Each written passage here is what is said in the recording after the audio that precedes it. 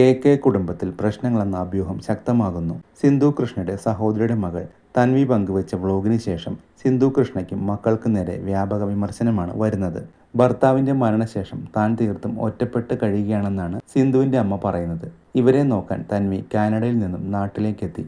തൻവിയുടെ വ്ലോഗിൽ സിന്ധു കൃഷ്ണയെയോ കുടുംബത്തെയോ കുറ്റപ്പെടുത്തുന്നില്ല. എന്നാൽ പല പരാമർശങ്ങളും ഇവർക്ക് നേരെ ചോദ്യങ്ങൾ വരാൻ കാരണമായി. സ്വത്ത് തർക്കം ഉണ്ടെന്ന വാദം ഇതിനോടകം വന്നിട്ടുണ്ട്. പല വാദങ്ങൾ വ്യാപകമായി വന്നതോടെ തൻവി കമന്റ് ബോക്സ് ഓഫ് ചെയ്തു. ഇതോടെ വിമർശകർ സിന്ധു കൃഷ്ണയുടെ കമന്റ് ബോക്സിലെത്തി. വ്യാപകമായി വിമർശനങ്ങളും പരിഹാസങ്ങളും സിന്ധു കൃഷ്ണയ്ക്ക് നേരിടേണ്ടി വന്നു. അഹാനയും സിന്ധു കൃഷ്ണയും സോഷ്യൽ മീഡിയയിൽ തൻവിയെ അൺഫോളോ ചെയ്യുന്ന വാദം റെഡിറ്റിൽ വരുന്നുണ്ട്.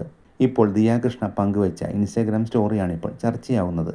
ഒരു നിശ്ചിത ഉയരത്തിലെത്തിയാൽ താഴെയുള്ള ബഹളങ്ങളൊന്നും നിങ്ങളിലേക്ക് എത്തില്ല എന്ന വാചകമാണ് ദിയ കൃഷ്ണ പങ്കുവച്ചത്. സോഷ്യൽ മീഡിയയിൽ ഇപ്പോൾ നടന്നുകൊണ്ടിരിക്കുന്ന ചർച്ചകളാണ് ദിയ ഉദ്ദേശിച്ചതെന്ന് അഭിപ്രായങ്ങളുണ്ട്. തൻവിയും ദിയയും ഇപ്പോഴും പരസ്പരം ഫോളോ ചെയ്യുന്നുണ്ട്. ഇവർ കുട്ടിക്കാലത്തെ അടുത്ത സൗഹൃദമുള്ളവരാണ്.